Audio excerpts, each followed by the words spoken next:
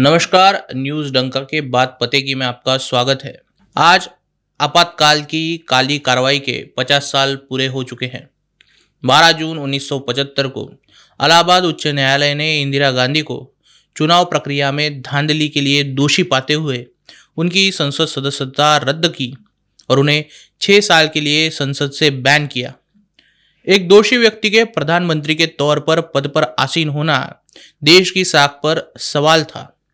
इंदिरा गांधी अदालत के फैसले को संसदीय शक्ति से कुचलकर आगे बढ़ना चाहती थी, लेकिन इसे अमान्य करते हुए विरोधी दलों के साथ ही नागरिकों ने रेल रास्ते रोके, रैलियां निकाली। लेकिन इंदिरा गांधी ये चाहती थी कि बजाय इसके कि इस्तीफा दे, वो लोगों के प्रोटेस्ट और रैलियों को कुचल दे।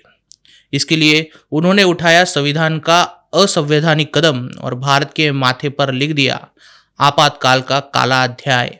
25 जून 1975 को भारत में राष्ट्रपति फखरुद्दीन अली अहमद के जरिए आपातकाल घोषित किया गया। विरोधी दल के नेता और कार्यकर्ताओं को ढूंढ ढूंढ कर जेल में ठूसा जा रहा था। इस आपातकाल के दरमियान maintenance of internal security act यानी मीसा के तहत हजारों कार्यकर्ताओं और पत्रकारों को बंदी बनाया गया, जिसमें अटल बिहारी वाजपेयी और जयप्रकाश नारायण जैसे बड़े नेता शामिल थे। मानवाधिकारों का खुला उल्लंघन हो रहा था और यातनाओं की अनगिनत कहानियां बनी जो आज भी याद करने पर जख्मों को कुरेदती है। इसी काले अध्याय के दरमियान भारत पर वो चीजें थोपी गई जो इस देश की अंतरात्मा के खिलाफ थी। भारत के संविधान की प्रस्तावना में डॉक्टर बाबा साहेब अम्बेडकर जैसे विचारक द्वारा विरोध किए गए समाजवादी और धर्मनिरपेक्ष इन दो शब्दों को डालकर इंदिरा गांधी ने संविधान की आत्मा बदल दी। इस तानाशाही के चैप्टर में एक नाम हमेशा से गुमनाम रखने की कोशिश हुई है जो अप्रत्यक्ष रूप से भारत को चला रहा था। वह नाम है इंदिरा गांधी के बेटे संजय गांधी। कहा जाता है कि इंदिरा गांधी का तानाशाही मिजाज असल में संजय गांधी के मांगों के नतीजे थे। किसी भी प्रकार की योग्यता न रखने वाला प्रधानमंत्री का 29 वर्षीय बिगड़ैल लड़का भारत जैसे विशाल देश पर हुकूमत चला रहा था। कोई भी मुख्यमंत्री हो या मंत्री, उसे इंदिरा गांधी से मिलने से पहले इस संजय गांधी से मिलना जरूरी होता था। मिसेस गांधी की कैबिनेट में मंत्रियों को बदलकर वह अपनी मर्जी से मनचाहे मंत्रियों की नियुक्ति करता था। प्रशासन में बड़े अधिकारियों की नियुक्तियां अपने मनमानी से की जाती थी। उनको अपमानित करना, उन्हें धमकाना, ये सब संजय गांधी यूं करते थे जैसे वो देश के राजकुमार और अधिकारी उनके बंधुआ है। जनता में जिसे चाहे उसे गिरफ्तार कर लेना और जेल में उसके साथ मारपीट करना, इन बातों पर संजय गांधी विशेष तौर पर ध्यान रखते थे। उस समय लाइसेंस राज के जरिए उद्योगपतियों को कंट्रोल करने का धंधा गांधी नेहरू परिवार चलाता था। उद्योगपतियों से विभिन्न लाइसेंसेस और रियायतें दिलवाने के नाम पर करोड़ों की वसूली करने में भी संजय गांधी का नाम ही सामने आता है। 25 जून का आपातकाल का फैसला लोगों तक ना पहुंचे, इसलिए उस रात अखबारों की बिजली काट दी गई। 200 से ज्यादा पत्रकारों को जेल में डाल दिया गया और समाचार एजेंसियों को एक किया गया और उनको नाम दिया गया समाचार। इस इमरजेंसी में सच को दबाने की इतनी कोशिश की गई थी कि हजारों अखबारों को बंद किया गया।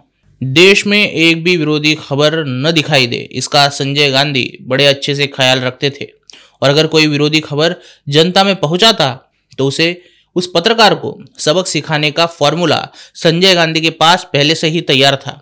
आपातकाल के दरमियान जनसंख्या नियंत्रण के लिए एक क्रूर नसबंदी अभियान शुरू किया गया। संजय गांधी के दबाव में 1.1 करोड़ से ज्यादा लोगों को, खासकर पुरुषों की जबरन नसबंदी कराई गई। गरीब, दलित और मुस्लिम समुदाय के लोग इसका सबसे ज्यादा शिकार बने। शाह कमीशन की रिपोर्ट के अनुसार खराब नसबंदी से करीब 2000 लोगों की मौत हुई। कई जगह पुलिस ने लोगों को जबरदस्ती बसों में भरकर नसबंदी कैंपों में ले जाया गया। संविधान में 42वें संशोधन से सुप्रीम कोर्ट और हाई कोर्ट की कानूनों की समीक्षा करने की शक्ति को सीमित किया गया था, जिसे आगे 43वें और 44वें संशोधन के जरिए आंशिक रूप से ठीक भी किया गया। यूं कहो, देश में कानून का नहीं बल्कि संजय गांधी का राज चल रहा था। कई रिपोर्ट्स बताती है कि संजय गांधी एक नई संविधान सभा बनाकर संविधान को दोबारा लिखवाने की कोशिश में थे। प्रधानमंत्री मोदी ने आज उनके ट्विटर से इस काले अध्याय की कड़वी यादें देश के साथ साझा की। उस समय पीएम मोदी 17 साल के थे और राष्ट्रीय स्वयंसेवक संघ के प्रचारक भी थे। गांधी नेहरू परिवार को देश पर जो सर्वंकष सत्ता पाने की लालसा है, उसमें उन्हें राष्ट्रीय स्वयंसेवक संघ बीच का कांटा लगता है और आपातकाल के समय भी ये कांटा चुभ सकता है। इस डर से इंदिरा गांधी ने पूरी ताकत लगाकर संघ के कार्यकर्ता और प्रचारकों को बिना किसी ठोस वजह के उठाकर जेल में भरना शुरू किया। और आज के प्रधानमंत्री मोदी भी उस समय संघ के युवा प्रचारक थे। अपनी जान बचाने के लिए उन्हें भी भागना पड़ा, भेष बदल कर रहना पड़ा। करोड़ों नागरिक इंदिरा गांधी की तानाशाही सत्ता से लड़े, भिड़े और जीते। 1977 के चुनाव में इंदिरा गांधी को हराकर लोगों ने यह सिद्ध कर दिया कि भारत के लोकतंत्र के साथ खिलवाड़ करना शासक की आखिरी गलती है। आज संजय गांधी जैसे ही अड़ियल मिजाज के, किसी भी प्रकार की योग्यता न रखने वाले, लेकिन प्रधानमंत्री पद की महत्वाकांक्षा लेकर बैठे राहुल गांधी हर मुद्दे पर संविधान की हत्या का राग अलापते हैं। क्या उन्हें असली संविधान की हत्या क्या होती है, इस बात का अनुभव है? कमेंट सेक्शन में ज़रूर बताइए। वीडियो अच्छी लगी हो तो इसे लाइक कीजिए और न्यूज़ डंका हिंदी को सब्सक्राइब कीजिए। मिलते हैं अगले वीडियो में किसी नए मुद्दे के साथ। तब तक नमस्कार।